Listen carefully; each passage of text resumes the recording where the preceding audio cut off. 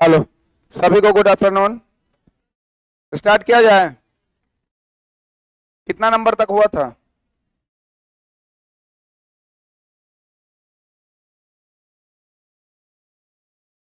दो सौ पैंसठ से होगा ना।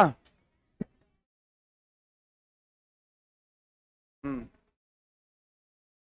इसके बारे में बताना था, सर आ गए थे उसी समय में। कृषि क्षेत्र और उद्योग जगत में मशीनीकरण किस शताब्दी में प्रारंभ हुआ था? 18वीं शताब्दी। 18वीं शताब्दी कितने लोग समझ पा रहे हैं? कितने लोग नहीं समझ पा रहे हैं?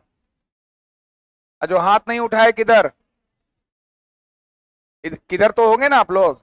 18वीं शताब्दी मतलब कितना से कितना? 1700 से लगभग 1800 ईस्वी, यही ना हुआ। कृषि क्षेत्र और उद्योग, देखिए जब हम लोग चर्चा कर रहे थे कल, सेक्टर यही लिख के छोड़े थे, सर आए थे ना। सेक्टर कितना प्रकार का होता है? तीन। मूल रूप से सेक्टर यानी क्षेत्रक इसको बोलते हैं। ये क्षेत्रक तीन प्रकार का होता है। एक होता है प्राइमरी, एक होता है सेकेंडरी, और एक होता है टर्सरी। मूल रूप से एक को हम लोग बोलते हैं प्राथमिक क्षेत्रक, द्वितीयक क्षेत्रक और तृतीयक क्षेत्रक। प्राथमिक क्षेत्रक कहते किसको हैं? कितने लोग बताएंगे? हाथ उठाइए, बोलिए। ठीक है, और बोलिए। अच्छा, कृषि पशुपालन वगैरह का जिनका जिनका आंसर है, उसके अलावे जो आंसर देना चाहते हैं हाथ उठाइए, बोलिए। हाँ, मत्स्य पालन, कृषि, मत्स्य पालन। इसके अलावे अगर कोई पेड़ पौधा, इसके अलावे अगर कुछ बोलना चाहते हैं तो हाथ उठाइए। डेयरी, और कोई? अब देखिए हम आपसे क्या पूछे, हम पूछे जो प्राथमिक क्षेत्रक है ये कहते किसको है, यही क्वेश्चन था ना। और आप बता रहे हैं प्राथमिक क्षेत्रक में कौन कौन आता है। तो दोनों आंसर एक है कि अलग? ये वही क्वेश्चन हो गया ना, what is your name, my father's name is फलानुआ, सीधा बाहर। तो आपसे पूछ रहा है what is the definition of primary sector. Primary sector कहते किसको हैं? तो वैसा क्षेत्रक जो प्रकृति पर आधारित है, यानी ये वाला जो है आपका प्राइमरी सेक्टर जो है, ये गॉड पर क्या होगा? आधारित। मतलब कि जिसको भगवान ने बनाया है उसको हम लोग क्या बोलेंगे? प्राइमरी। इस दुनिया में दो ही चीज है, एक या तो भगवान बनाया है या तो एक इंसान ने बनाया है। तो जिसको भी भगवान ने बनाया वो क्या है? प्राइमरी। और जिसको भी इंसान ने बनाया वो क्या है? वो सेकेंडरी है। ठीक। प्राइमरी सेक्टर जो है बेस्ड ऑन नेचुरल, यानी ये किस पर आधारित होगा? नेचर पर। तो जो नेचर पर यानी प्रकृति पर जो आधारित होगा उसको हम लोग क्या बोलेंगे? Primary sector. जो मैनमेड होगा, जो आदमी बनाया होगा, उसको हम लोग क्या बोलेंगे? सेकेंडरी। और जो सर्विस देगा उसको हम लोग क्या बोलेंगे? टर्सरी, यानी तृतीय क्षेत्र। सर्विस यानी सेवा क्षेत्र, यही ना। अब अगर आपसे क्वेश्चन पूछेगा एग्जाम्पल, ये हो गया डेफिनेशन, अब पूछेगा एग्जाम्पल, तो जो जो चीज इस दुनिया में कौन बनाया है? भगवान। तो उसको हम लोग क्या बोल देंगे? प्राइमरी। जैसे आप बोले कृषि, धान, तो धान भगवान थोड़े बनाए हैं। धान भगवान थोड़े बनाते हैं, नहीं बनाते भगवान, या हम लोग बनाते हैं? बना के दिखाइए तो धान। धान हम लोग बनाते कि भगवान? तो हम बोलेंगे भगवान नहीं बनाते, तो आपको हाँ में हाँ नहीं मिलाना है, आपको काटना है उसको। देखिए इसको भगवान बना के भेजे हैं, देखिए आप काटे, बहुत अच्छी बात है। इसको इंसान ने बनाया है, तो ये इंसान को इंसान ने बनाया, तो ये क्या होगा? सेकेंडरी। और जिसको भगवान ने बनाया वो क्या होगा? अच्छा मान लीजिए मछली है, मछली को कौन बनाया? भगवान। मछली पालन हम लोग करते हैं, बनाते थोड़े हैं। बना पाएगा मछली? नहीं। तो मछली क्या हो जाएगा? प्राइमरी। तो इस दुनिया में जो भी भगवान बनाया वो क्या है? प्राइमरी। इस दुनिया में जो भी इंसान बनाया वो क्या है? सेकेंडरी। जैसे मान लीजिए चावल, चावल कौन बनाया? चावल मतलब धान। धान से चावल तो निकाला आदमी ही, लेकिन चावल आप बनाए क्या? बना के दिखाइए तब तो भूखमरी सब मर जाएगा। चावल आप थोड़े बनाते हैं, आप धान से चावल निकालते हैं। चावल बनाने का कैपेसिटी आप में है, लेकिन अगर आटा बोलेंगे तो आटा भी नहीं बनाते हैं। आटा क्या करते हैं? मशीन में डालते हैं। जो मशीन में चला गया, तो मशीन किसका है? भगवान ने बनाया है, बोल रहे हैं हाँ। मशीन को भगवान बनाया है, कौन बनाया है? तो क्या हो जाएगा? सेकेंडरी। जैसे हम लोग मछली का एग्जांपल लिए, तो मछली प्राइमरी की सेकेंडरी?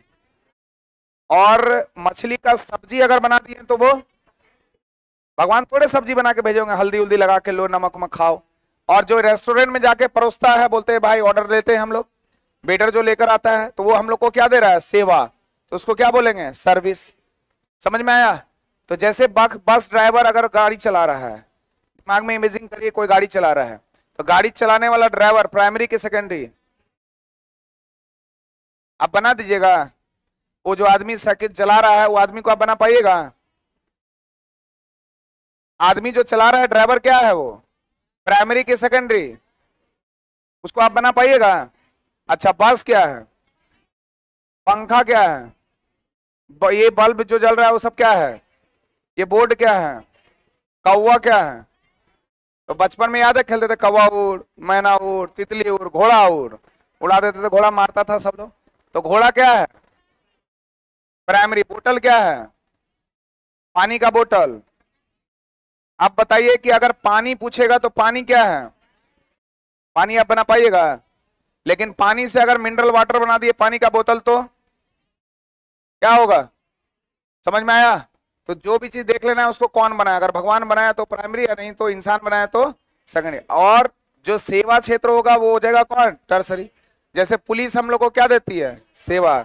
LIC GIC जीवन बीमा निगम हम लोग को क्या देती है, सेवा। राजनेता लोग हम लोग को क्या देता है, सेवा। हॉस्पिटल हम लोग को क्या देता है, सेवा। जो हम आपको पढ़ा रहे हैं हम आपको क्या दे रहे हैं, सेवा। तो ये सब किस में आ जाएगा, टर्सरी में। क्लियर है? तो प्राइमरी, सेकेंडरी एंड टर्सरी। और भी इसका रूप है, चतुर्थ भी होता है, लेकिन मूल रूप से कितना, 3, प्राइमरी, सेकेंडरी और टर्सरी। तो कृषि क्षेत्र हो गया और उद्योग। जैसे यहां पर अगर हम लोग बोलेंगे एक शब्दों में तो ये होगा कृषि, तो कृषि से जुड़ा होगा किससे, प्राइमरी से। और सेकेंडरी में हो जाएगा कौन, उद्योग। कौन हो जाएगा, उद्योग। और टर्सरी में हो जाएगा कौन, सेवा। तो अगर जिनको याद ना हो लिख लीजिएगा, प्राइमरी कृषि, सेकेंडरी जो है वो उद्योग, और टर्सरी हो जाएगा सेवा। तो कृषि और उद्योग जगत में मशीनीकरण किस शताब्दी में प्रारंभ हुआ, 18वीं शताब्दी में। आगे बढ़े, हटा दें इसको, लिख रहे हैं या हटा दें? चलिए, कब तक ब्रिटेन मुख्य रूप से कृषि प्रधान देश था, 1780 तक। हमारा भारत भी आज क्या है, कृषि प्रधान देश है। बिहार के बारे में बोलेंगे तो क्या है, कृषि प्रधान राज्य है ये। देखिए दो चीज होता है, एक होता है विकसित अर्थव्यवस्था वाला देश और एक होता है अल्प विकसित, और एक होता है आपका विकासशील। विकसित, अल्प विकसित और विकासशील। Developed, under developed, developing. ये विकसित होता क्या है कि जो जिसका पर कैपिटल इनकम ज्यादा हो, जिसका GDP ज्यादा हो, जिसका राष्ट्रीय आय ज्यादा हो, जिसके में बेरोजगारी कम हो, गरीबी कम हो, यानी हर सेक्शन में जिसका विकास हुआ हो उसको हम लोग क्या बोलेंगे, विकसित। और हर सेक्शन में जब विकास नहीं हुआ है तो उसको बोलेंगे अल्प विकसित। और हर सेक्शन में विकास होने वाला है लेकिन अभी पूरा रूप से हुआ नहीं है तो उसको क्या बोलेंगे, विकासशील। तो हमारा देश कैसा है, विकासशील है। दोनों के बीच में वो जूझ रहा है, अभी और थोड़ा आगे बढ़ेगा तो डेवलप बनेगा, लेकिन डेवलप नहीं है। तो हमारा देश कैसा हो गया, विकासशील। तो भारत का देश कैसा है, विकासशील। जितना भी डेवलप कंट्री है, मैक्सिमम कंट्री देखिएगा वो बेस्ड ऑन इंडस्ट्री, वो इंडस्ट्रियों पर निर्भर ज्यादा है। कोई भी अमेरिका जितना भी देश उठा लीजिए, और जितना भी आपको देश मिल जाएगा जो कृषि प्रधान देश है, वहां अधिकांश आपको दिखेगा कौन, डेवलपिंग या अंडर डेवलप्ड। जितना कृषि प्रधान होगा मैक्सिमम जगह पर वो या तो वो अल्प विकसित दिखेगा जहां बहुत कम डेवलप हो पाया है, या फिर वो विकासशील दिखेगा। और जितना भी उद्योग पर आधारित देश आपको दिखेंगे मैक्सिमम, मतलब ऐसा नहीं कि 100% है, वहां पर वो देश जो है वो देखेगा कैसा, विकसित। जैसे आप कोई एग्जाम देते हैं तो PT होता है, प्रीम का एग्जाम होता है, उसके बाद मेंस का एग्जाम होता है, उसका इंटरव्यू होता है। तो डायरेक्ट आप लोग PT मेंस देते हैं या पहले PT? जो विद्यार्थी PT देकर आए, मान लीजिए ये सारे विद्यार्थी PT देकर आए हैं, ये सारे विद्यार्थी मेंस देकर आए हैं, और ये सारे विद्यार्थी इंटरव्यू देकर आए हैं, सबसे इंटेलिजेंट कौन, इंटरव्यू वाला। तो PT वाला पास करेगा तब ना आएगा इसमें। कृषि के बाद, कृषि है पहला सेक्शन, दूसरा है कौन, उद्योग। तो कृषि क्रॉस करके जहां उद्योग आएगा इसका मतलब कृषि पार कर चुका है, तब ना वो उद्योग पहुंचा है। तो ये ज्यादा डेवलप होगा किसके तुलना में, कृषि वाले। जैसे भारत अभी डेवलप कर ही रहा है, लेकिन दूसरा चीज फायदा क्या होगा कि जो डेवलप कर गया है अब वो लिमिट हो जाएगा, और जो डेवलप अभी नहीं किया वो डेवलप करना शुरू करेगा। ये वही वाला कहानी है, जैसे आप गए शादी में खाने के लिए, रसगुल्ला आपको बहुत फेवरेट है, शादी में आता है रसगुल्ला दिया, 2 पीस रखा हुआ है। अब कुछ लोग रसगुल्ला जैसे बहुत फेवरेट है आपका तो खाते हैं सबसे लास्ट में, कि सब खा लेंगे तब लास्ट में जो अपना पसंदीदा है वो खाएंगे रसगुल्ला। उसका कमीना दोस्त 2-3 लोग था उधर पकल में, जैसे ही इधर घुमा और रसगुल्ला क्या कर लिया, उठा के खा लिया। अब इसके पास रसगुल्ला बचा, वो देखते रह गया बेचारा, ए भाई मेरा रसगुल्ला कहाँ गया, तो पता चला कोई और खा लिया। तो उसी तरह अमेरिका का हालत अभी, अमेरिका इतना ज्यादा यूटिलाइज कर लिया एग्रीकल्चर वगैरह को, इंडस्ट्री में डेवलप हो गया है कि वो डेवलप हो गया है। अभी भारत उसकी तुलना में बहुत कहाँ है, पीछे है, लेकिन वो सारे चीजों का दोहन कर रहा है, मतलब खत्म हो रहा है। अब भारत उसके लेवल तक क्या हो रहा है, पहुंच रहा है, और भारत उससे जब आगे बढ़ेगा तो ये भारत को देखेगा कौन, बोलेगा भाई डेवलप कर रहा है, हम तो बहुत पहले किए हुए थे। तो अब उसका डेवलपमेंट उस तरह से वो रुक जाएगा एक सीमा में, और भारत का डेवलपमेंट क्या होगा, बढ़ जाएगा। डिपेंड करता है सारा चीज रिसोर्स पर, संसाधन किस पर डिपेंड करता है, संसाधन। तो कब तक ब्रिटेन मुख्य रूप से कृषि प्रधान देश था, 1780 तक था। इसके बाद वो इंडस्ट्रियल में डेवलप हो गया। और आपको बता दे कि सबसे पहले औद्योगिक क्रांति की शुरुआत कहां पर हुई थी, ब्रिटेन में ही हुई थी, क्योंकि ब्रिटेन के उपनिवेश ज्यादा थे, उपनिवेश ज्यादा होने के कारण कच्चे माल की उपलब्धता अधिक हो जा रही थी। सोइए मत, सो रहे हैं। अगला, ब्रिटेन में स्वतंत्र व्यापार, फ्री ट्रेड, और किस नीति के कारण ब्रिटिश व्यापार को बहुत अधिक फायदा हुआ था, अहस्तक्षेप की नीति। अहस्तक्षेप का मतलब होता है किसी भी बाहरी वाले लोगों का किसी प्रकार का डिस्टरबेंस नहीं होना, अपने ही देश के लोगों के द्वारा काम किए जाने को हम लोग बोलते हैं हस्तक्षेप की नीति। क्लियर है, क्लियर ना। और मॉडर्न हिस्ट्री में जब गवर्नर जनरल को लेकर पढ़िएगा तो हस्तक्षेप का नीति दिया था कौन, sir John Shore, sir John Shore के द्वारा दिया गया था हस्तक्षेप की नीति। जबकि हड़प नीति दिया गया था या विलय नीति दिया गया था डलहौजी के द्वारा। सहायक संधि पूछेगा, लिख लीजिएगा, वेलेजली, सहायक संधि वेलेजली। वेलेजली के समय में ही चौथी बौद्ध संगीति का प्रारंभ होता, बौद्ध संगीति, चौथा आंग्ल मैसूर युद्ध। बौद्ध संगीति यहाँ कैसे आएगा, सहायक संधि का कौन, वेलेजली। सहायता तब किसी को दिया जाता है जब कोई जल जाता है, मान लीजिए कोई आपका तो जल गया तो उसको क्या दीजिएगा, सहायता। याद रखने का तरीका है ये। तो सहायक संधि का कौन, वेलेजली। और हड़प नीति तो सब लोग जानता है कौन है, डलहौजी। लूट लेता था, खसोट लेता था, अपने में मिला लेता था। झांसी की रानी इसी का विरोध की थी। और सर जॉन शोर, चोर मचाए शोर, तो ये अहस्तक्षेप की नीति, हल्ला कर देगा, अहस्तक्षेप की नीति। क्लियर है। तो ब्रिटेन में स्वतंत्र व्यापार, फ्री ट्रेड हो गया, और हस्तक्षेप की नीति आ गई, जिसके द्वारा ब्रिटिश व्यापार को क्या हुआ, बहुत अधिक फायदा। फ्री ट्रेड से क्या होता है ना कि मार्केट में वो सर्कुलेशन बढ़ने लगता है।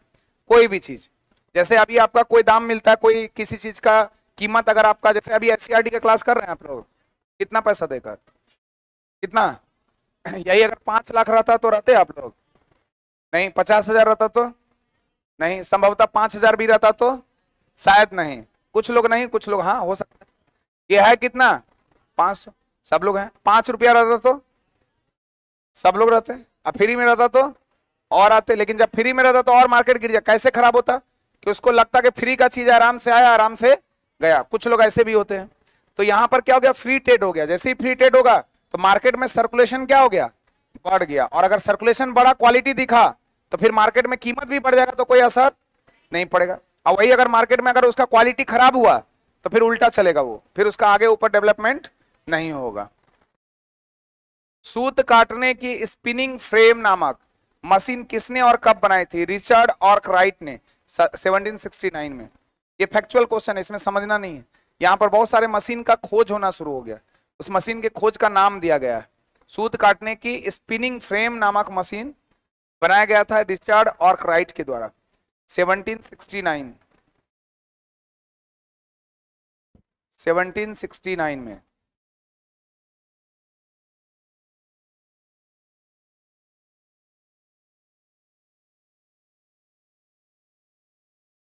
हो गया।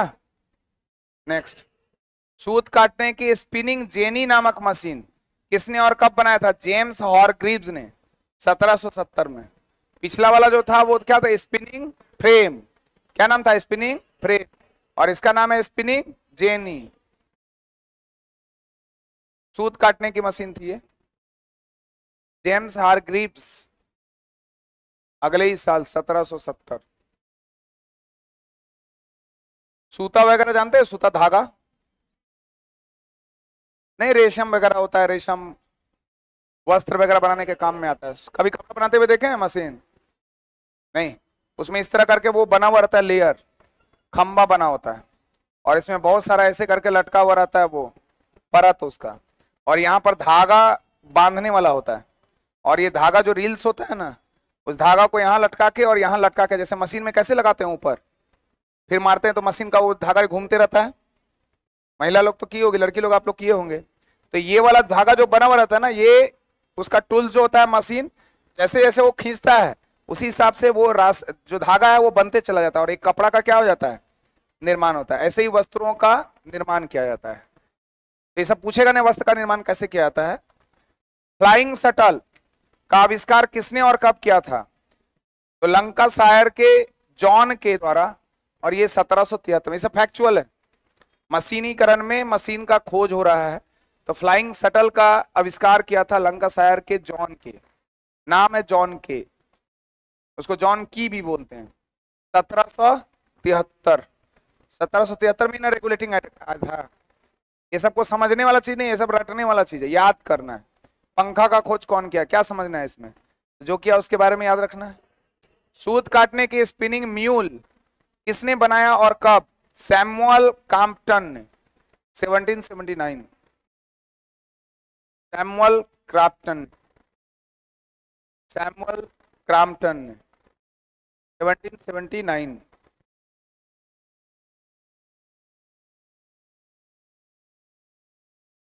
हटाएं। वाष्प से चलने वाला पावर लूम नामक करघा किसने तैयार किया था? एडमंड कार्टराइट ने 1785। सब फैक्चुअल क्वेश्चन है। वाष्प से चलने वाला पावर लूम नामक करघा तैयार किया था एडमंड कार्टराइट 1785 में। हो गया। हटाएं। कौन सी आविष्कार ने सूती वस्त्रों की रंगाई और छपाई में नई क्रांति ला दी? बेलनाकार छपाई। कौन सी आविष्कार ने, जो बेलनाकार छपाई होना शुरू हो गया सिलेंड्रिकल टाइप का, तो सूती वस्त्रों की रंगाई और छपाई में क्या हो गया? नया क्रांति। नया नया तरह का चीज जो है आप जैसा चाहे वैसे रूप में ढाल कर बनाना शुरू कर दिए थे वस्त्रों को, इसलिए ये बोल रहा है नई क्रांति का दौर लेकर आया ये, जब ये टूल्स का निर्माण हो गया जिसका नाम है बेलनाकार छपाई। सेफ्टी लैंप का आविष्कार किसने और कब किया था? हम्फ्री डेवी ने 1815। सेफ्टी लैंप खोज करता। सेफ्टी लैंप का आविष्कार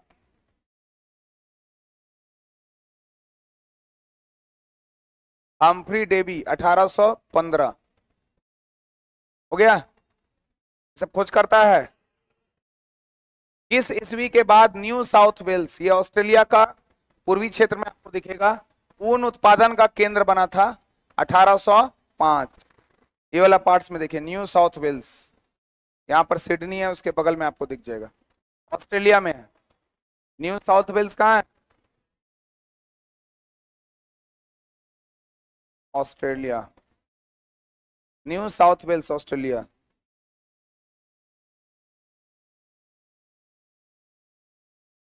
मुकेश कुमार, जिस देश में सभी चीजों से परिपूर्ण हो उसे विकसित देश कहते हैं। हाँ बोल सकते हैं, लेकिन अगर हम लोग थोड़ा साइंटिफिक रूप में अगर इसका आंसर बोलेंगे तो कुछ इस तरह से बोल सकते हैं कि जो देश प्राकृतिक संसाधनों को यूटिलाइज कर लिया हो, जो देश मानव संसाधन को यूज कर लिया हो, जो देश भौतिक संसाधनों को यूज कर लिया हो, उसको हम लोग बोलेंगे डेवलप्ड। मतलब अगर सही आंसर देना हो तो सभी चीजों में विकास मतलब क्या? सभी चीजों में विकास का मतलब क्या, उसका तो एक दायरा होगा ना, तो वो दायरा इसी पे केंद्रित होता है। प्राकृतिक संसाधन, जैसे हमारे पास बहुत सारा है जो मिनरल्स के रूप में काम करता है, बहुत सारा ऐसा है जो प्रकृति के द्वारा डायरेक्ट हमें प्राप्त होता है, वो संसाधन हमारे पास हो। मानवीय संसाधन, खुद मानव अपने आप में क्या है, संसाधन है, ह्यूमन रिसोर्सेज जिसको बोलते हैं। हम लोग आपस में क्या है, रिसोर्सेस हैं। भारत के पास सारी दुनिया का, पूरे विश्व का नजर भारत पे क्यों टिका है, क्योंकि भारत एक रिसोर्स है, किसका, ह्यूमन रिसोर्सेज। चाइना एक क्या है, ह्यूमन रिसोर्सेज है। सबका बहुत बड़ा मार्केट है भारत, इसलिए सबका नजर कहाँ है, भारत पर है। तो इसको बोलते हैं मानव संसाधन। जैसे अभी देखिए कितना आसान हो जाता है काम करना, यहाँ जितना भी बेंच टेबल है, हम बोलेंगे सबको नीचे पहुंचाना हो, तो इतने सारे विद्यार्थी हैं, सब एक दो दो करके उठाएंगे तो नीचे जल्दी नहीं चला जाएगा, बोलिए। यही विद्यार्थी कम रहता, 5-6 रहता, सब उठाने में समय लगता कि नहीं, तो ह्यूमन रिसोर्सेज के रूप में काम करेगा कि नहीं वो। मानव संसाधन, मानव खुद संसाधन के रूप में काम करता है। झूठ बोल दिए क्या, लाइट कट गया। जापान में देखिए, जापान के लोग चाह रहे हैं कि हमारे वहां आबादी कैसे बढ़े, और भारत के लोग चाह रहे हैं कि हमारे यहाँ आबादी कैसे घटे, क्योंकि आबादी इस तरह से बढ़ा कि वो चाइना को भी क्रॉस कर दिया था बीच में। आपके पास आया होगा सूचना कि नंबर 1 पे अभी चल रहा है कौन, भारत। तो दोनों के बीच क्या चल रहा है, कंपटीशन, हम आगे हम आगे। और उसमें से भी भारत में सबसे आगे लीडिंग पॉइंट में है कौन, बिहार। जनसंख्या घनत्व में पहले नंबर पे कौन, बिहार। दूसरे नंबर पे कौन, पश्चिम बंगाल। जनसंख्या घनत्व बोले हैं, दिमाग में जनसंख्या नहीं लाइएगा। जनसंख्या पूछेगा तो यूपी है, उत्तर प्रदेश। जनसंख्या घनत्व पूछेगा तो बिहार। तो प्राकृतिक संसाधन, मानव निर्मित संसाधन, भौतिक संसाधन। भौतिक मतलब जिसकी आवश्यकता आपको है तो है, नहीं है तो भी चलेगा। जैसे लाइट कट गया तो कोई दिक्कत नहीं है, पंखा नहीं भी रहेगा तो भी पढ़ाई अगर उद्देश्य है तो पढ़ सकते हैं कि नहीं। उद्देश्य पढ़ना है कि उद्देश्य पंखा में बैठ कर पढ़ना है, पढ़ना है तो पंखा नहीं भी रहेगा तो पढ़ाई होगा कि नहीं। लेकिन पंखा आ गया तो सुविधा हो गया, उसको क्या बोलेंगे, भौतिकवादी संसाधन। आप किसी शादी पार्टी में गए तो आप अपना स्कूटी लेकर गए, आपके भाई बुलेट लेकर गए, आपके पापा कार लेकर गए, आपकी मम्मी फिर एक ठो मारुति लेकर गई, तो एक शादी में 4 लोग 4 गाड़ी लेकर गए, एक ही गाड़ी में चारों लोग नहीं बैठ सकते थे। अगर वो चारों लोग गए क्योंकि आपके पास पैसा है गए, उसको बोलेंगे क्या, भौतिकवादी संसाधन। तो ये तीनों को जो यूटिलाइज कर लिया उसको हम लोग क्या बोलेंगे, विकसित। अमेरिका वगैरह में जो भिखारी होता है ना, रात भर भीख मांगता है और सुबह में ऑडी वगैरह से चलता है गाड़ी से। जो हम लोग का बड़ा आदमी गाड़ी नहीं खरीद सकता है, वो गाड़ी चश्मा उश्मा लगा के चले, देखा वाह, उसको बोलते हैं क्या, भिखारी, स्टैंडर्ड भिखारी। ब्रिटेन का एक विशाल उपनिवेश देश कौन था, भारत। ये तो नॉर्मल क्वेश्चन था, नहीं था। बहुत बड़ा उपनिवेश देश था भारत। भारत का पॉपुलेशन अच्छा खासा था और उस पॉपुलेशन को यूटिलाइज किया कौन, ब्रिटेन। जो भारत का उपनिवेश, उपनिवेश का मतलब होता है कॉलोनीज, इंग्लिश में बोलते हैं कॉलोनीज, मतलब गुलाम। कोई भी देश किसी देश के आधिपत्य को स्वीकार कर लिया है उसको हम लोग क्या बोलते हैं, कॉलोनीज, उपनिवेश। तो भारत को अपना गुलाम बनाकर रखा था, अपना उपनिवेश बनाकर रखा था कौन, ब्रिटेन। और जैसे ही गुलाम बनाएगा तो यहाँ का जितना भी कच्चा माल है, रॉ मटेरियल है, उसको आसानी से क्या होगा, मिल जाएगा। उठाइए उनको, अगर वो आसानी से मिल जाएगा तो उसमें डेवलपमेंट क्या होगा, ज्यादा होगा। इसलिए औद्योगिक क्रांति की शुरुआत जो है वो कहां से हुई, ब्रिटेन से हुई। किस एक्ट के द्वारा व्यापार पर से ईस्ट इंडिया कंपनी का एकाधिकार समाप्त हो गया, चार्टर एक्ट 1813। चार्टर एक्ट 1813, इसको लिख के एक पॉइंट लिख लीजिए। लिखिए 1813 के चार्टर एक्ट के कुछ प्रावधान, प्रोविजन। 1813 के चार्टर एक्ट के प्रमुख प्रावधान। 1813 के चार्टर एक्ट के प्रमुख प्रावधान। पहला, व्यापारिक एकाधिकार का अंत। व्यापारिक एकाधिकार का अंत। व्यापारिक एकाधिकार का अंत। जो ईस्ट इंडिया कंपनी के भारत के साथ व्यापार का मामला था ना, उसके एकाधिकार को क्या कर दिया, समाप्त, सिवाय चाय और चीन के, चाय और चीनी के छोड़कर। चीनी मतलब वो खाने वाला चीनी या चीन, जो 1833 के चार्टर एक्ट में उसको भी क्या कर दिया, खत्म कर दिया। ठीक है, तो पहला पॉइंट था व्यापारिक एकाधिकार का अंत। उसी में ब्रैकेट करके लिख लीजिएगा, चाय और चीन के साथ एकाधिकार बना रहा। चाय और चीन के साथ चाय और चीन के साथ एकाधिकार बना रहा, बाद बाकी सब डिसमिस। चीन का मतलब चाइना, भारत का दुश्मन चाइना। उसको बोलचाल की वजह से बोलते क्या, चाय और चीनी। तो चीनी का मतलब चाइनीज लोग चीनी ना बोलेंगे, भारत को बोलते हैं भारतीय, इंडियन। तो चीन वाले को क्या बोल दिए, चीनी, यानी उसको बोलते हैं चाइनीज। वो चीन इसलिए बोल दिया, वो चीन, चीनी मतलब समझिएगा शुगर वाला चीन, क्योंकि चाय लगा हुआ है ना, तो चाय के साथ लगता है चाय चीनी। अच्छा नहीं, चाय पीने वाला चाय, और चीन देश वाला देश, ठीक ना। तो चाय और चीन, जैसे बोलचाल की भाषा में क्या निकल जाता है, चाय और चीनी। तो चाय और चीनी जैसे ही तो कुछ लोग समझते हैं अच्छा चाय के साथ चीनी, वही वाला है। क्लियर हुआ। पहला 1813 के चार्टर एक्ट के द्वारा जो व्यापारिक एकाधिकार था उसको समाप्त कर दिया गया, सिवाय चाय और चीनी को छोड़कर। चीनी मतलब देश चीन, और वो भी एकाधिकार को खत्म कर देगा 1833 के चार्टर एक्ट में। लेकिन 1833 हमारा है नहीं, उस पर चर्चा नहीं करें। दूसरा, क्राउन की संप्रभुता। क्राउन की संप्रभुता, क्राउन की संप्रभुता।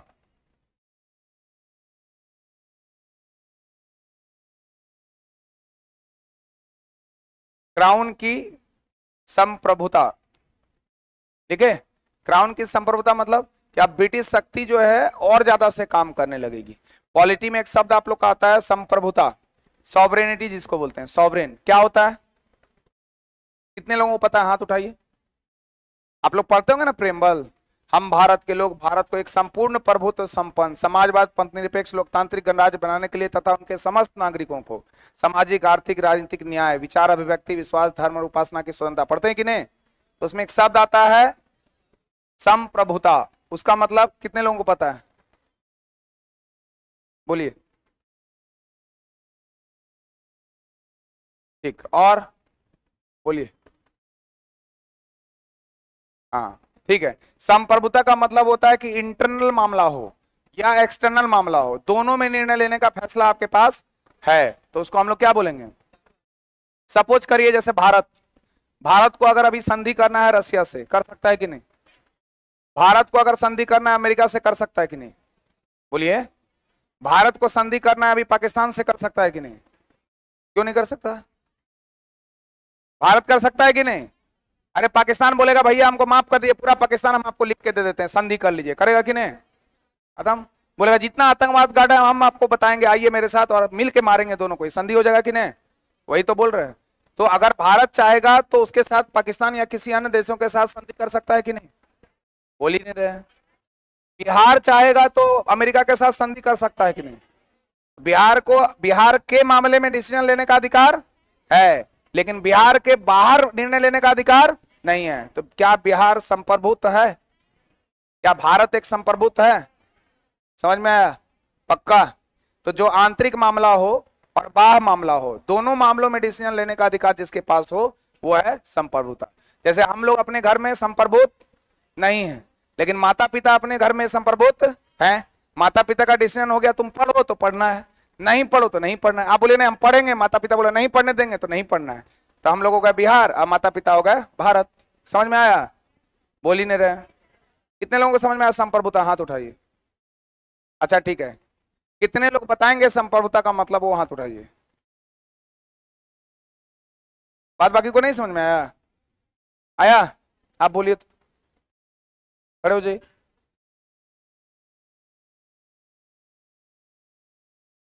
क्या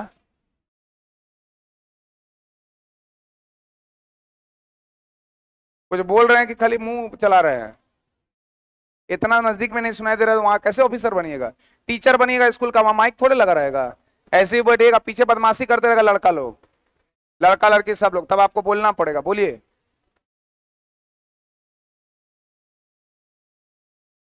लेकिन नहीं ना बोल पा रहे हैं, इतने सारे लोगों में हम इनको क्यों उठाए, हमको पता चल गया हम नॉर्मल आदमी थोड़े हैं, रिप्रेजेंटेटिव ऑफ गॉड, भगवान के उत्तराधिकारी के रूप में भगवान भेजे हैं कि जाइए।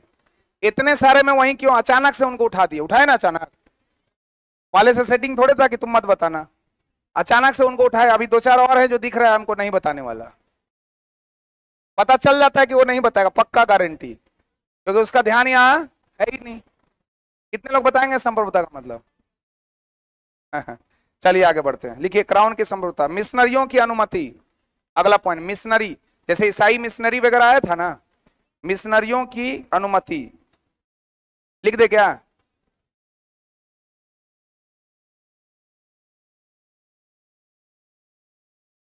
मिशनरी क्रिश्चियन लोगों में चलता है ना, मिशनरी जो ईसाई लोग यहाँ पर आए थे तो उसी को बोलते, जैसे कैथोलिक चैरिटी ये सब होता है ना, तो ईसाई मिशनरियां जब यहाँ आए थे तो उनका प्रमुख उद्देश्य क्या था? ईसाई धर्म का प्रचार प्रसार करना, लोगों को कन्वर्ट करना। हमारे यहाँ जो आज देखते हैं भारत में मुसलमानों की संख्या जो है, क्या लगता है वो एक्चुअल मुसलमान है या परिवर्तित हैं? परिवर्तित। जो ईसाई दिख रहे हैं क्या लगता है एक्चुअल में ईसाई या परिवर्तित हैं? तो समय के साथ वो बहुत लोग क्या हो गए, उसमें बदलाव आया। एक्चुअल में मुसलमान लोग आपको दिखेगा सऊदी अरब वगैरह के उधर का, लेकिन यहाँ पर परिवर्तित मुसलमान है जो हालातों के कारण क्या हो गए, बदल गए। अब आपको एग्जाम्पल हम देते हैं, मोहम्मद ने मुर्शिद अली खान, नाम सुने हैं? मुर्शिद कुली खान, अली ने मुर्शिद कुली खान, वो है दक्षिण भारत का ब्राह्मण, है कि नहीं? नाम है मुर्शिद कुली खान, और वो है सूर्य नारायण मिश्रा, सूर्य नारायण मिश्रा। तो उसी तरह ईसाई मिशनरियां जब भारत में आई तो बहुत सारे लोगों को लोभ दी कि आप इस काम को कर लो ताकि आपको सारा सुविधा मिल जाएगा, आप धर्म को अपना लो। तो वो धर्म पे जोर देना शुरू कर दी, धर्म का प्रचार प्रसार करना शुरू कर दी। तो वही है मिशनरियों की अनुमति। नेक्स्ट, शिक्षा और साहित्य के लिए धन। आज सोचे थे खत्म कर देंगे, लेकिन नहीं, कल होगा। कितना है? 295 है क्वेश्चन, मतलब 300 ना, कल हो जाएगा। मिशनरियों की अनुमति हो गया। शिक्षा और साहित्य के लिए धन, धन पैसा, शिक्षा और साहित्य के लिए धन हो गया।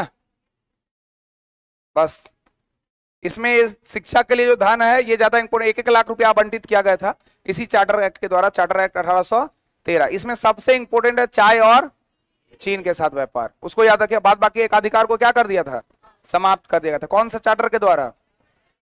संप्रभुता का मतलब क्या हो गया? आंतरिक मामला या बाह्य मामला में निर्णय लेने का अधिकार उसके पास है। किस एक्ट के तहत स्वतंत्र व्यापार की नीति यानी पॉलिसी ऑफ फ्री ट्रेड का मार्ग प्रशस्त किया गया था? चार्टर एक्ट 1813, चार्टर एक्ट 1813 हो गया। सबसे पहले सूती कपड़े की मिल की नींव कब और कहां स्थापित की गई थी? 1851 में बॉम्बे में। अनसक्सेस था, बहुत सारा चीज आया, जैसे 1818 में फोर्ट ग्लास्टर में आया था, वेस्ट बंगाल है ना, पश्चिम बंगाल के फोर्ट ग्लास्टर में। बम्बई बोले तो आप सिर्फ लिखा हुआ मत देखिए, मेरी बातों को सुनिए भी। नहीं, अगर लिखा हुआ नहीं भी है तो भी मेरी बातों को सुनिए। 1818 फोर्ट ग्लास्टर वेस्ट बंगाल लिखा है, लेकिन अभी तो हम बोल दिए, हम बोले कि 1818 में फोर्ट ग्लास्टर वेस्ट बंगाल में सबसे पहले इसको स्थापित करने का प्रयास किया गया था, जो सफल नहीं हुआ, वो असफल था। फिर बॉम्बे में प्रयास किया 1851 में, वो भी सक्सेस नहीं हो पाया। फिर 1854 में आया, तब जाके वो क्या हो पाया, सफल। ये तीनों पॉइंट इसमें लिखा हुआ है, तो सिर्फ लिखा हुआ नहीं देखना है, जो बात बोल रहे हैं उसको क्या करना है, सुनना है। तो सबसे अगला क्वेश्चन जुड़ेगा उससे। सबसे पहले सूती कपड़े की मिल की नींव कब और कहां स्थापित की गई थी? 1851 में, और बंबई में। कहां पर? बंबई में। अब देखिए ये सक्सेसफुल है, वो असफल था, ये सफल है। 1854 में किसने सूती वस्त्र कारखाना निर्मित किया था? पारसी थे, जिसका नाम था क्या? कावसजी नानाजी डाबर, कावसजी नाना भाई डाबर बोलते हैं उसको, वही है कावसजी नाना भाई डाबर।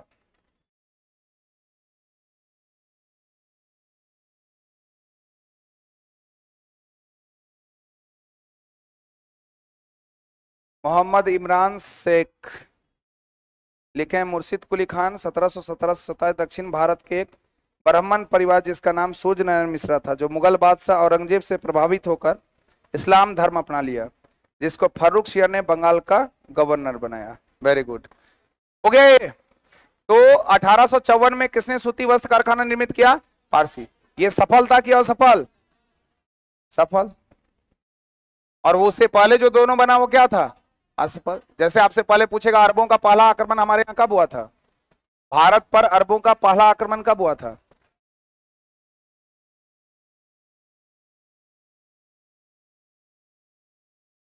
अरबों का पहला आक्रमण भारत पे कब हुआ था? जो बताएंगे उनको डेयरी मिल्क देंगे हम, 1 मिनट के अंदर बिना सर्च किए। आज जो सर्च करेंगे कितना नंबर से? हाँ, आप करिए।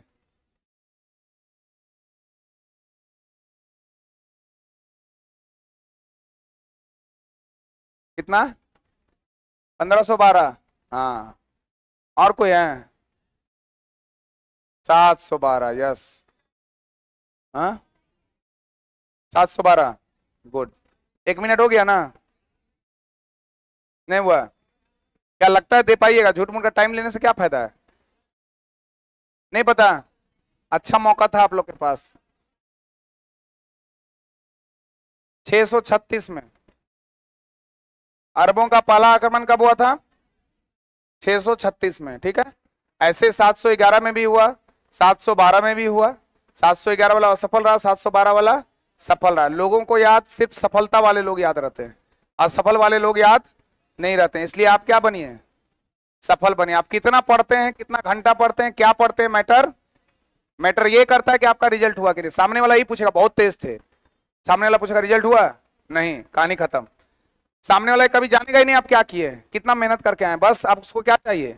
रिजल्ट। देखिए यहाँ आपके सामने में Tata and steel company, Bharat का सबसे पहला सफल लौह इस्पात कारखाना कौन? टिस्को। साक्षी में खुला था, जमशेदपुर में। आगे का क्वेश्चन में भी है वो शायद।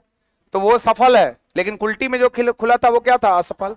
अभी बताया 1818 में फोर्ट ग्लास्टर वेस्ट बंगाल में खुला हुआ सूती वस्त्र का कारखाना, सफल क्या असफल? असफल। लेकिन 1854 का जो खुला गया ये क्या है? सफल।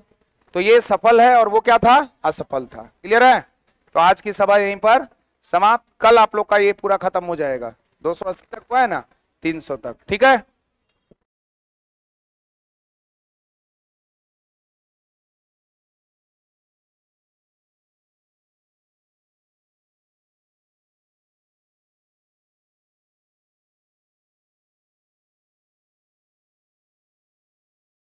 आप लोग का 9th क्लास का शायद बाकी था ना, तो वो पॉलिटी करवा देते हैं। और क्या, सर आएंगे अभी थोड़ी देर में, आएगा पीडीएफ। पीडीएफ याद कर लेते हैं आप लोग? पूछे क्वेश्चन, उससे पीडीएफ आपके पास रखा हुआ है, हमको पता है। सिर्फ इतना ही काम है, यहां से उसको क्या कर लेना,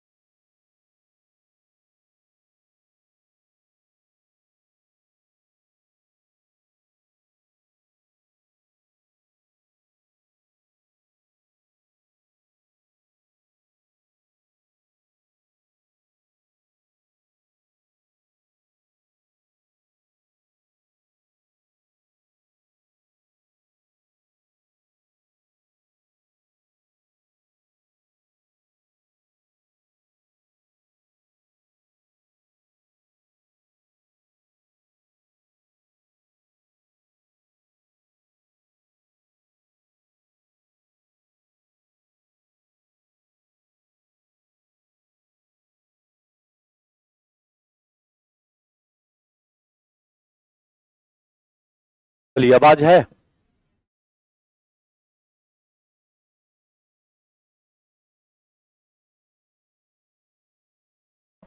पीडीएफ मिला आप लोग को? है?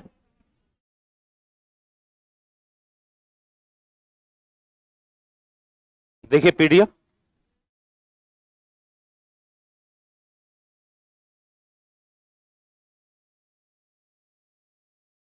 नंबर ऑफ क्वेश्चन कितना है?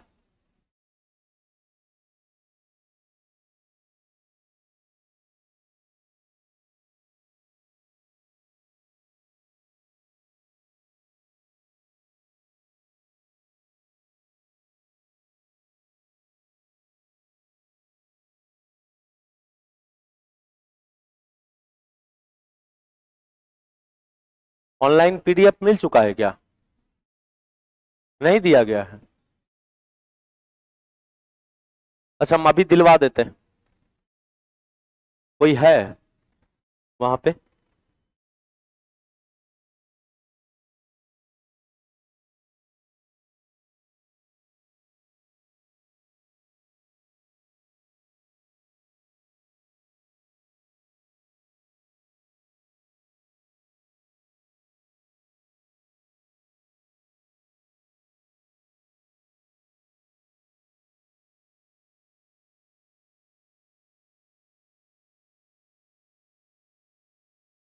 चलिए स्टार्ट करते हैं।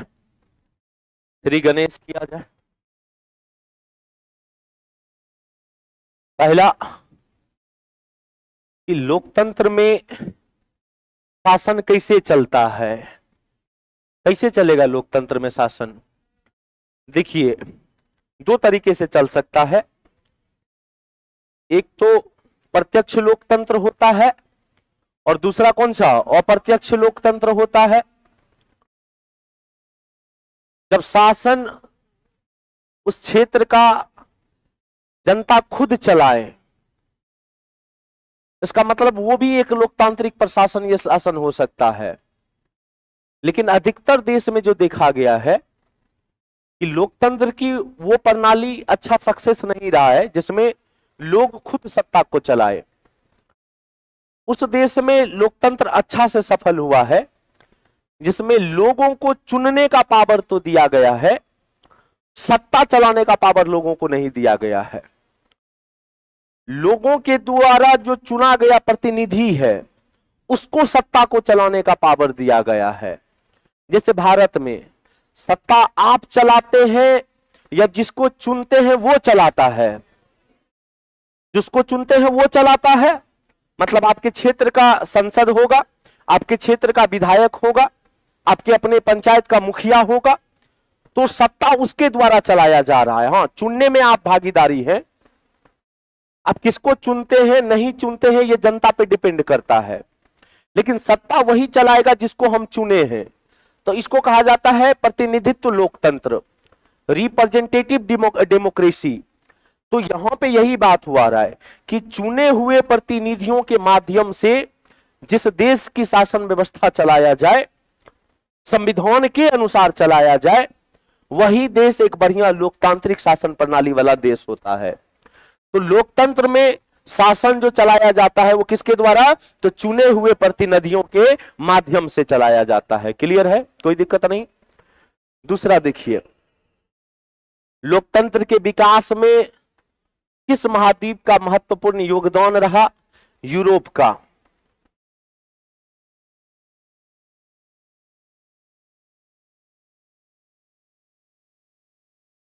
यूरोप का।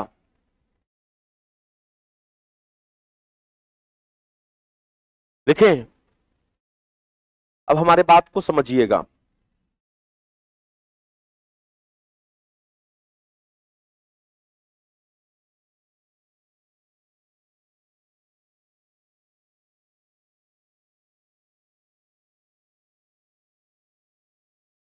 जब भी हम लोग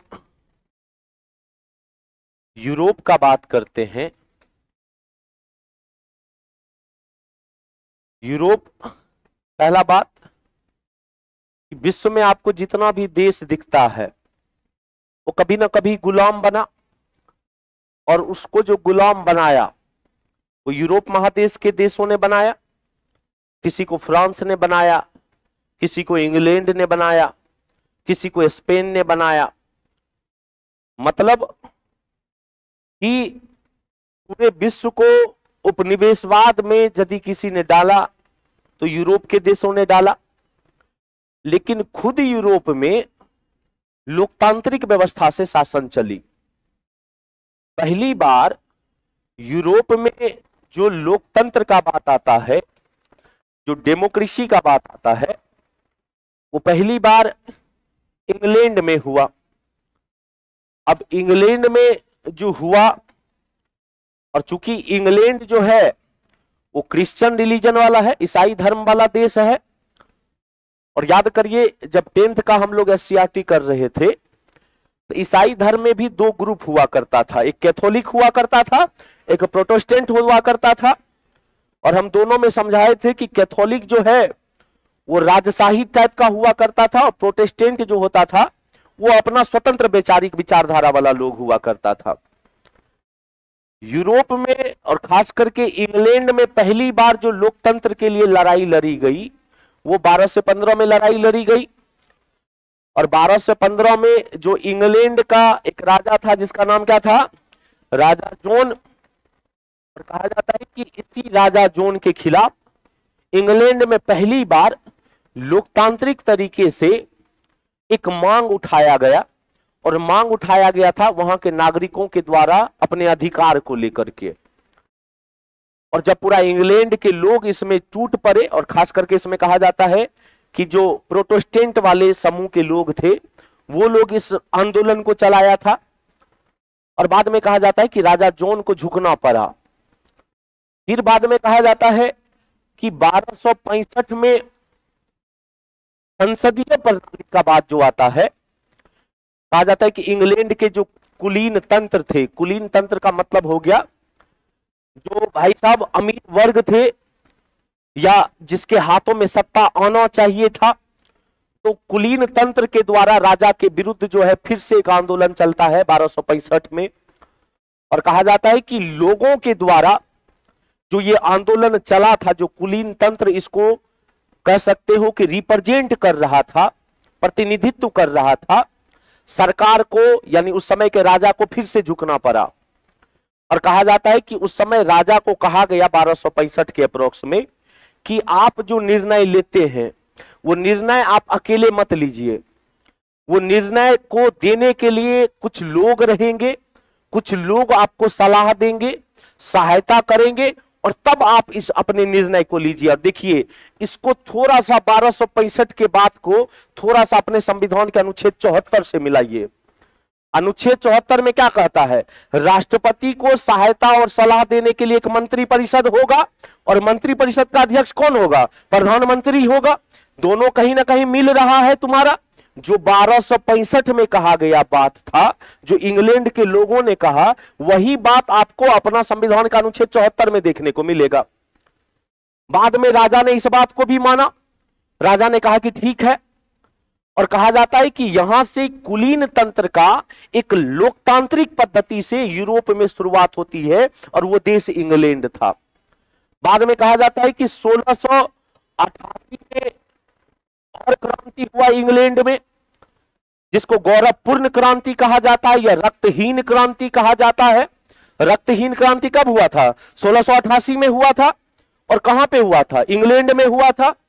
और वो भी जो लड़ाई लड़ी गई थी, उस लड़ाई में कहा जाता है कि ज्यादा हिंसात्मक लड़ाई नहीं थी, वो ज्यादा खून नहीं बहा था, इसीलिए इस आंदोलन को रक्तहीन क्रांति भी कहा गया। लेकिन ये जो रक्तहीन क्रांति थी, ये भी हुई थी एक लोकतांत्रिक पद्धति को अपनाने के लिए। और इसमें भी राजा को कहा गया, उस समय इंग्लैंड का राजा जेम्स द्वितीय हुआ करता था। एलिजाबेथ जब मरी थी तो एलिजाबेथ के बाद जेम्स फर्स्ट राजा बना, और जेम्स फर्स्ट के बाद जेम्स सेकेंड राजा बना। जो भारत में ईस्ट इंडिया कंपनी आया था वो जेम्स फर्स्ट के समय काल में आया था। हालांकि फरमान जो जारी की थी वो एलिजाबेथ फरमान जारी की थी, लेकिन 1603 में एलिजाबेथ की मृत्यु हो गई थी, और 1603 में एलिजाबेथ का जो बेटा यानी जेम्स फर्स्ट था वो राजा बना, और जेम्स फर्स्ट के बाद जेम्स सेकंड राजा बना था। और ये जो 1688 में क्रांति हुई थी इंग्लैंड में, उस समय इंग्लैंड का राजा जेम्स सेकंड हुआ करता था। और जेम्स सेकंड कहा जाता था कि बड़ा कैथोलिक विचार का हुआ करता था, और वो प्रोटेस्टेंट वाले जो समूह के लोग थे उसको देखना नहीं चाहता था। उसी समय कहा जाता है कि आयरलैंड की एक महिला थी, और आयरलैंड की जो महिला थी उसका नाम मेरी हुआ करता था, और उसका शादी हुआ था तुम्हारा इंग्लैंड के एक राजकुमार से, और वो इस चीज को पसंद नहीं करती थी, जिसके चलते कहा जाता है कि इंग्लैंड में एक भयंकर क्रांति हुआ, और बाद में फिर जेम्स सेकंड को भी झुकना पड़ा। तो कहीं ना कहीं लोकतांत्रिक व्यवस्था की जो शुरुआत हुई वो यूरोप से हुई। और वो तो छोड़िए, भारत में हम कह रहे हैं, भारत के जब एक वर्ग खड़ा हुआ जिसको भारत का शिक्षित वर्ग कहा जाता है, जो भारत का वैसा लोग जो यूरोप जाकर के पढ़ा, उन लोगों ने सबका परिभाषा ही अलग देखा। उन लोग को ऑक्सफोर्ड यूनिवर्सिटी में पढ़ाया जा रहा था कि न्याय क्या है, स्वतंत्रता क्या है, समानता क्या है, और वही लोग जब भारत आया बोला कि है हो, इंग्लैंड में लोकतंत्र का अलग परिभाषा बताया गया, स्वतंत्रता का अलग परिभाषा बताया गया, और भारत में स्वतंत्रता का ये लोग अलग परिभाषा बता रहा है, समानता का अलग परिभाषा बता रहा है। तब इन लोगों ने भारतीयों में, हम लोगों में जागरूकता फैलाया कि हम लोग को जो स्वतंत्रता का परिभाषा ये लोग बता रहा है ये झूठ बता रहा है।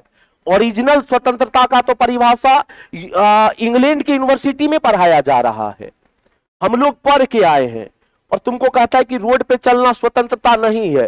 रोड पे चलना स्वतंत्रता है, अपने हक का मांग करना एक स्वतंत्रता है, और हम लोग को पढ़ाया जा रहा है कि स्वतंत्रता नहीं है, लेकिन हम जो वहां पढ़े हम लोग को बताया जा रहा है कि अपना स्वतंत्रता है। तब हम लोगों ने कहा कि अच्छा बात ये है। तो कहीं ना कहीं लोकतांत्रिक प्रक्रिया की जो शुरुआत हुई वो पहली बार किस महादेश में हुआ? यूरोप महादेश में। कहां पे हुआ तुम्हारा? यूरोप महादेश में। क्लियर है? आगे देखिए, सन 2000 में कौन सा महाद्वीप सबसे अधिक लोकतंत्र वाला था? यूरोप महादेश था।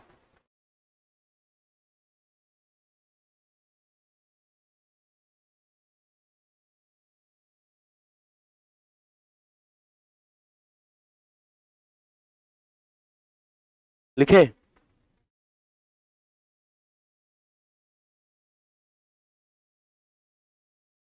लिखे? सन 1950 से 1975 के बीच एशिया में लोकतंत्र के विकास का सबसे बड़ा उदाहरण कौन है? तो अपना भारत है। अपना भारत है। और कह सकते हैं कि एशिया में उस समय जितने भी देश थे, किसी देश में एक लोकतांत्रिक व्यवस्था नहीं था, क्योंकि बहुत सारे देश तो उसी समय आजाद भी हुआ था। चीन जब आजाद हुआ तो सेकेंड वर्ल्ड वॉर जब समाप्त हुआ 1945 में, तो 45 से लेकर के 1949 तक चीन में एक गृह युद्ध होता है। और सिविल वॉर जब समाप्त हुआ 1949 में चीन में, तो जो सत्ता आई चीन में वो माओ त्से तुंग के नेतृत्व में सत्ता आई थी। और कहा जाता है कि माओ त्से तुंग के नेतृत्व में जब सत्ता आया वो लोकतांत्रिक व्यवस्था से नहीं चला पाया। जापान का भी कुछ वही हाल था, नॉर्थ कोरिया साउथ कोरिया का भी कुछ वही हाल था, म्यांमार वाला जो इलाका है वो भी, उसका भी कुछ वही हाल था। तो पूरे पाकिस्तान जब बना तो पाकिस्तान का भी वही हाल था। और आज भी देख लीजिए, आज भी पाकिस्तान को देखिए तो पाकिस्तान में ऐसा कोई प्रधानमंत्री आज तक नहीं बना है जो अपना कार्यकाल पूरा कर पाया हो, क्योंकि पाकिस्तान में जो सत्ता चलता है वहां के सेना के हिसाब से चलता है, और सेना के हिसाब से ही सब कुछ चलता है। और आज भी देखिए इतना जो मारकाट हुआ है उसका मेन कारण कौन है? सेना है, वहां का सेना है। वहां का सेना को जब लगने लगता है, हमको तो ये समझने आता है कि वहां का सेना देखिएगा यहां से लेकर के यहां तक मेडल पहनता है। अरे कुछ करेगा तब ना मेडल मिलेगा हो। आज तक ना कोई युद्ध जीता है वो लोग, ना किसी से मार काट किया है, और मार किया भी है तो भारतीय से मार किया है, और जब भी किया है बड़ी मार मारे हैं हम लोग। लेकिन किस बात के लिए लोग को इतना मेडल दिया जाता है हमको समझ ही नहीं आ रहा है। और आज भी देखिए, कहीं सुने हैं कि आर्मी चीफ छुप गया है? आर्मी चीफ छुप ही नहीं सकता है।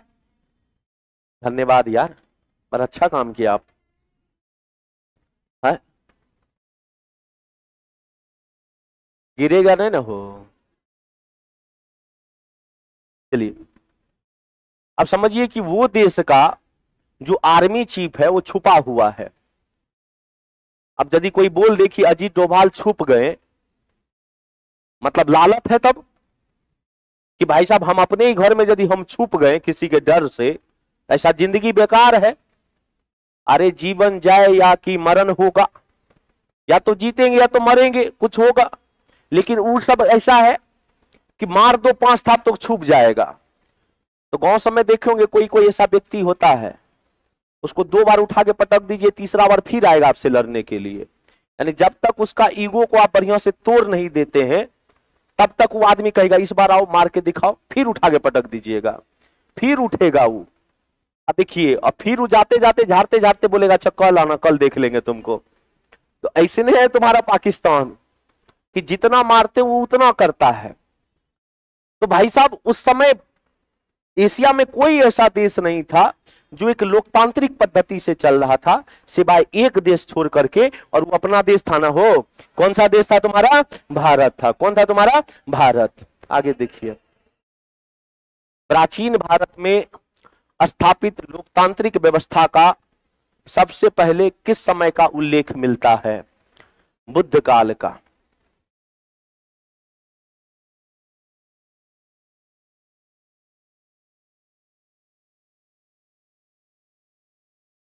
लिखें, एक क्षेत्र का नाम सुने होंगे, वैशाली का नाम सुने हैं? वैशाली, हाजीपुर। बौद्ध धर्म और जैन धर्म का 2 साहित्य हुआ करता है। एक का नाम है अंगुत्तर निकाय और एक का नाम है भगवती सूत्र। भगवती सूत्रा भी कहा जाता है। ये अंगुत्तर निकाय बौद्ध धर्म से संबंधित है और ये जो भगवती सूत्र है जैन धर्म से संबंधित है। इसके अनुसार भारत में 16 महाजनपद हुए थे। कितने महाजनपद हुए थे? 16 महाजनपद हुए। देखिए,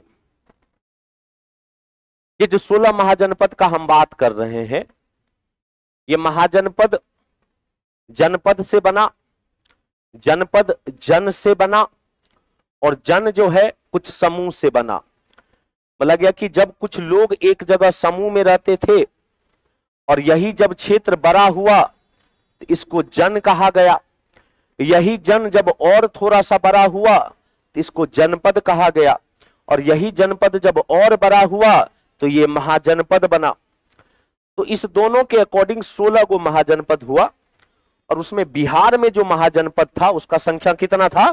3 महाजनपद था, जिसमें एक मगध महाजनपद था, एक तुम्हारा वज्जी हुआ करता था, वज्जी जिसकी राजधानी वैशाली हुआ करती थी, और एक तुम्हारा कौन था? चंपा का नाम सुने हैं? चंपा की राजधानी क्या हुआ करती थी? हाँ, अंग वाला था इलाका। अब जो है तुम्हारा अंग का वाला यानी चंपा। ये 3 महाजनपद में या 16 महाजनपद में जो सबसे बड़ा महाजनपद था वो मगध महाजनपद था। लेकिन भारत में कहा जाता है कि लोकतांत्रिक व्यवस्था की जो पहला इतिहास मिलता है वो इसी बिहार की पावन धरती से मिलता है, और वो जो था वो तुम्हारा लिच्छवी गणराज्य का नाम सुने होंगे आप लोग। लिच्छवी का नाम सुने हैं? ये जो लिच्छवी था, ये लिच्छवी वज्जी का ही पार्ट हुआ करता था। लिच्छवी गणराज्य जो है वो वज्जी का ही पार्ट हुआ करता था, और कहा जाता है कि उस समय मगध में हर्यक वंश हुआ करती थी, और हर्यक वंश का संस्थापक कौन था? बिंबिसार। और कहा जाता है कि उस समय महात्मा बुद्ध जो है, बिंबिसार के समय काल में महात्मा बुद्ध थे, और अजात शत्रु के समय काल में महात्मा बुद्ध की मृत्यु हुई थी। तो बुद्ध काल के समय में भारत या विश्व में कह सकते हैं कि पहली लोकतंत्र जो देखने को मिला था वो इसी वज्जी में देखने को मिला था, जिसकी राजधानी जो है वो वैशाली हुआ करती थी। कहा जाता है कि राजा विशाल नाम का एक व्यक्ति हुआ करता था, जिसके नाम पर इस क्षेत्र का नाम वैशाली पड़ा। और इसमें राजा खुद जो है वो शासन नहीं करता था। कहा जाता है कि राजा खुद शासन करता नहीं था। राजाओं के जो तुम्हारा जिसमें शासन हुआ करता था वो एक जन मिलकर के इसको सत्ता को चलाता था, राजा को सहायता करता था और तब जाकर के राजा अपना कोई डिसीजन लेता था। तुम्हारा विश्व का पहला लोकतंत्र यहीं पे चला। और महात्मा बुद्ध के बारे में कहा जाता है कि महात्मा बुद्ध वज्जी को बड़ा अच्छा लोकतांत्रिक क्षेत्र मानते थे, क्योंकि महात्मा बुद्ध का जब इतिहास पढ़िएगा तो बड़ा खतरनाक इतिहास रहा है उनका। पिता का नाम शुद्धोधन हुआ करता था और मां का नाम क्या था? महामाया। और कहा जाता है कि महामाया और शुद्धोधन से जन्म लिया था ये बच्चा। एक दिन उसकी मां जो है महामाया जो है अपने पति को बोली कि चलो हमको घुमाने मायके ले चलो, बहुत दिन से नहीं लेके गए हैं। तो कहा जाता है कि उस समय प्रेग्नेंट थी वो, और जाते जाते जो है तुम्हारा वो कुंडलवन नामक एक तुम्हारा क्षेत्र था और वहां पे उस बच्चे का जन्म होता है। लेकिन दुर्भाग्य ये था कि बच्चे का जन्म लेते ही 6 दिन के बाद जो है उसकी मां का मृत्यु हो जाता है। कहा जाता है कि बाद में इस बच्चे का लालन पालन करने के लिए शुद्धोधन जो है वो अपनी ही साली से शादी करता है, जिसका नाम था प्रजापति गौतमी। तो आप लोग भी जब जन्म लिए होंगे तो सबका जन्म कुंडली बनाया जाता है। तो कहा जाता है कि इस बच्चे का भी जन्म कुंडली बनवाया गया। और राजगृह में उस समय एगो ऋषि हुआ करता था, जिस ऋषि का नाम था कौंडल्य ऋषि। तो कौंडल्य ऋषि के पास जब शुद्धोधन पहुंचे तो बोला कि हमारे बच्चे का भी जो है वो कुंडली बनाओ। तो कौंडल्य ऋषि ने कहा कि या तो आपका बेटा आपके तरह प्रतापी राजा बनेगा, नहीं तो आपका बेटा एक घनघोर सन्यासी बनेगा। तब जब राजा बोला तो शुद्धोधन बड़ा खुश हो गया, लेकिन जब सन्यासी बोला तो शुद्धोधन को लगने लगा कि एक राजा का बेटा सन्यासी कैसे बने। कहा जाता है कि उस बेटे के लिए इन्होंने 7 घर बनवाए और एगो व्यक्ति को उस बच्चे के पास रखा गया, जिस व्यक्ति का नाम था चन्ना। और चन्ना को कहा गया कि कुछ भी हो जाए इस बच्चे को तुम बाहर मत लेके जाना और कभी किसी सन्यासी से मिलने मत देना। अब भाई साहब कहा जाता है कि बच्चा सब दिन बच्चा तो रहेगा नहीं, बच्चा भी होगा, मतलब बच्चा धीरे धीरे उम्र में बढ़ता गया, लेकिन इसको नहीं दो। और बच्चा का इस था कैसा, ये कहा जाता है कि चुपचाप बैठने वाला। कोई कोई आदमी होता है कि चुपचाप बैठेगा, किसी से बात नहीं करेगा, कुछ इस टाइप का मेंटेलिटी वाला था। शुद्धोधन सोचा कि शादी करवा देते हैं, शादी के बाद हो सकता है कि माहौल थोड़ा सा अलग बने और ये जो अकेला फील करता है वो ना करे। 16 वर्ष के उम्र में इसका शादी करवा दिया गया, लेकिन कुछ नहीं हो पाया। वो बच्चा जो अकेला बैठता था, पत्नियों बुला भी रही है, ये जी सुनते हैं, तो बोलता तुम अलग सुनो हम अलग सुन रहे हैं। मतलब उस बच्चा को अपनी पत्नी से भी कोई लेना देना नहीं था। लेकिन बाद में एक पापा भी बना वो आदमी और एक बच्चे को जन्म भी दिया। उस बच्चे का जो जन्म दिया उस बच्चे का नाम रखा गया राहुल। हर नाम का एक मतलब होता है, तो राहुल का मतलब होता है एक और बंधन। मतलब पहले माए बाप का बंधन, फिर ये पगली आ गई, अब तुम भी आ गए हो तो एक और बंधन हो गए हो तुम। और इस आदमी को बड़ा उत्सुकता रहती थी कि मोक्ष कैसे मिले, ज्ञान कैसे मिले। एक दिन कहा जाता है कि चन्ना को बोला कि ऐसा करो कि हमको बाहर घुमाओ, हम बाहर घूमना चाहते हैं। चन्ना को याद आया उसके पिताजी का बात कि कुछ भी हो जाए इसको बाहर नहीं लेके जाना है। बोला हम नहीं ले जा सकते आपको। बोला कि हम बोल रहे हैं ले चलो तो ले चलो, न तो हम मारेंगे। वो सोचा कि भाई साहब यदि नहीं ले गए तो अभी मारेगा, ले गए तो अगर बाप मारेगा, तो बेटर है कि बाद में मार खा लेंगे, अभी मार नहीं खाएंगे। बोला चलिए। तो जब बाहर ले जाया जाता है, इन्होंने 4 दृश्य को देखा। एक दृश्य देखा, एक वृद्ध व्यक्ति को देखा। तो वृद्ध व्यक्ति जब उम्र आ जाता है, एक पड़ाव में आ जाता है, तो देखे होंगे गांव सबके महिला सबको, बुढ़िया सबको, क्यों जब 60-70 साल की हो जाती है तो राम राम जपने लगती है, क्योंकि बुढ़ारी में भगवान बड़ा याद आता है। उससे पहले कितनों पाप किया हो कोई दिक्कत नहीं है, बाद में लेकिन भगवान याद आता है। तो बोला कि बड़ा दुख में है वो आदमी, उसको बुलाओ। बोला कि आप दुख में काहे हैं? तो बोला कि आप उम्र है मरने वाला, तो आपको क्या लग रहा है सुख में रहेंगे? बोला चन्ना इसको कुछ पैसा दो और इसको भेजो।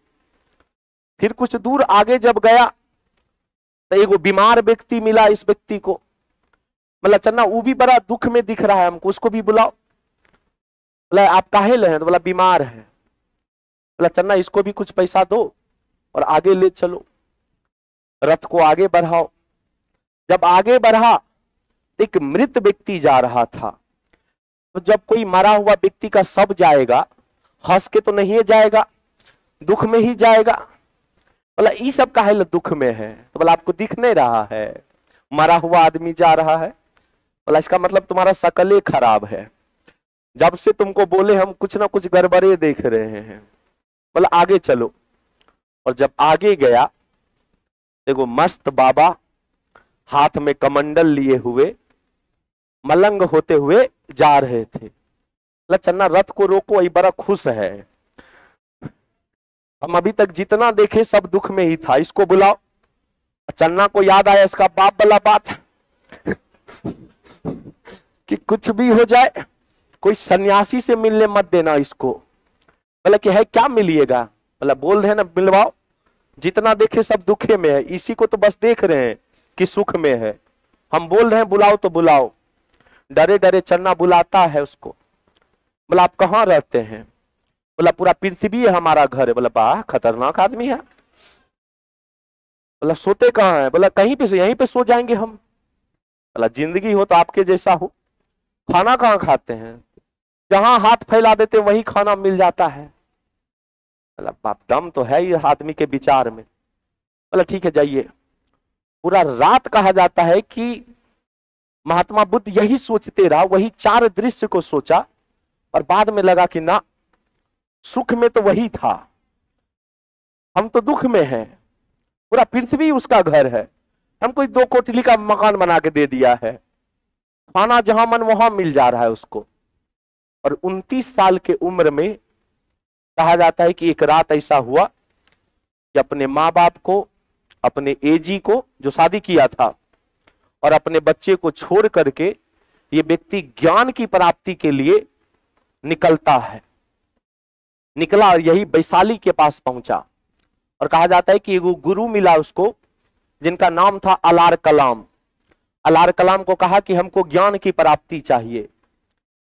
बोला मेडिटेशन करिए, योगा करिए। आप लोग जब दर्शन पढ़िएगा तो 6 दर्शन है, जिसमें एक दर्शन योग दर्शन भी है।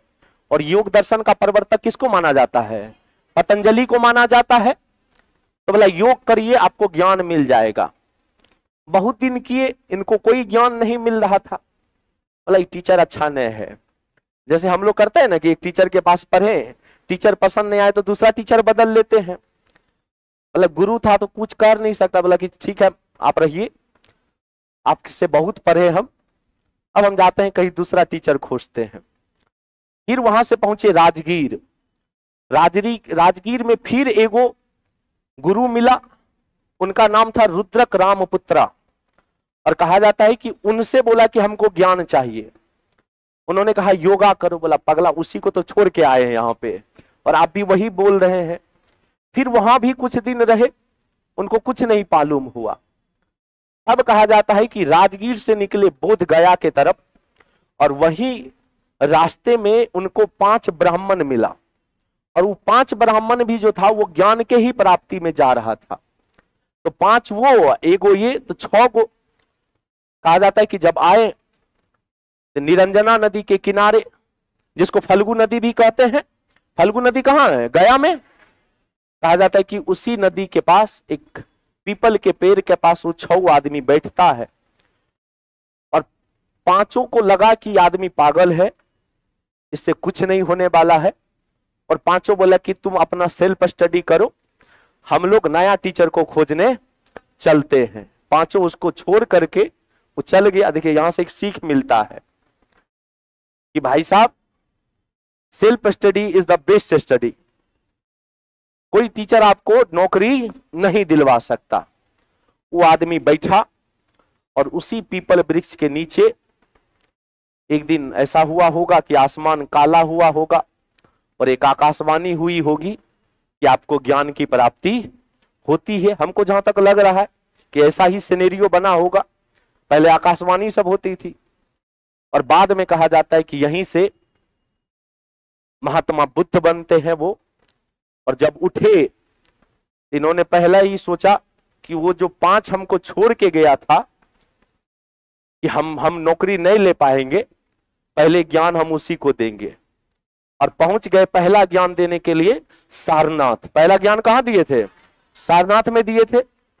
और उसी 5 को बोला कि आओ नौकरी मिला तो नहीं, अभी तो टीचरे खोज रहे हैं, देखो हम नौकरी लेके आ गए, आओ हम टीचर बढ़िया बन गए, अब हम तुमको पढ़ाते हैं। सबसे पहला सारनाथ में दिया। उसके बाद सबसे ज्यादा उपदेश श्रावस्ती में दिया। उसी समय कहा जाता है कि अजात शत्रु का मिलन होता है महात्मा बुद्ध से।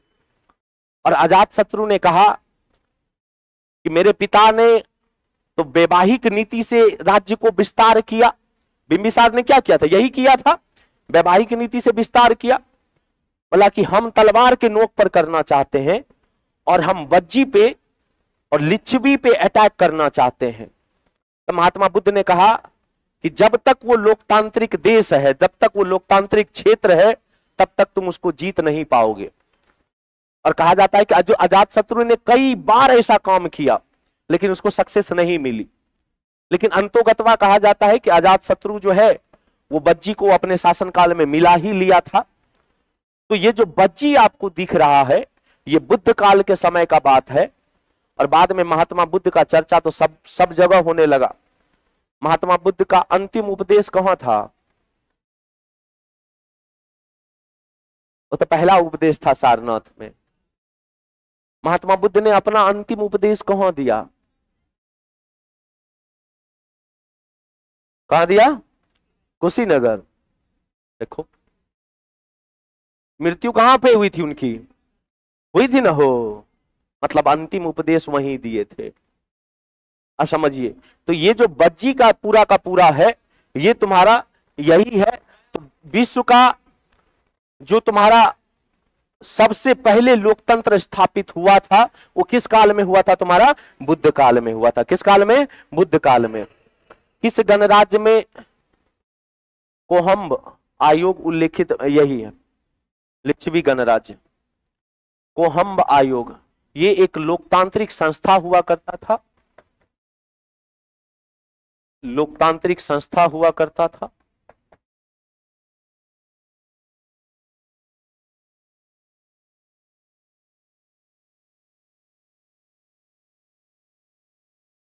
लिखें, ये लोगों का एक समूह हुआ करता था, लोगों का एक समूह हुआ करता था जो प्रशासन में सहायता करता था। ठीक है। अमेरिका का लोकतांत्रिक संविधान कब लागू किया गया? 1789 में। 1789 में।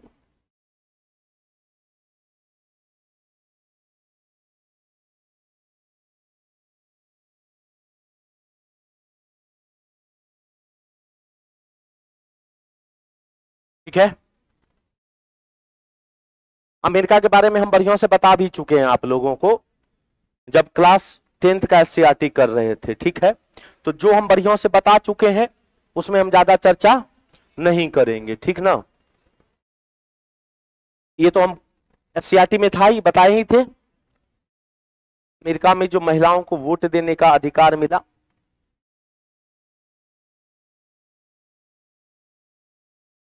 सर जी आपका फाउंडेशन बैच नहीं मिल रहा है। फाउंडेशन बैच मेरा मिल जाएगा आपको। लेकिन फाउंडेशन पर्सनल मेरा नहीं लेना पड़ेगा तो पूरा लेना पड़ेगा।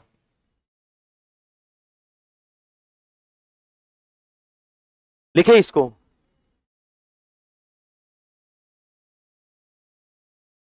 न्यूजीलैंड ने सार्वभौमिक वयस्क मताधिकार कब प्राप्त किया था? 1893 में।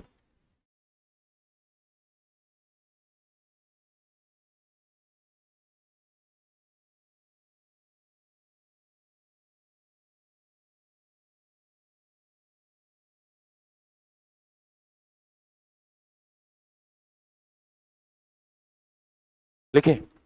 न्यूजीलैंड ऑस्ट्रेलिया, या ऑस्ट्रेलिया महादेश कहना गलत है।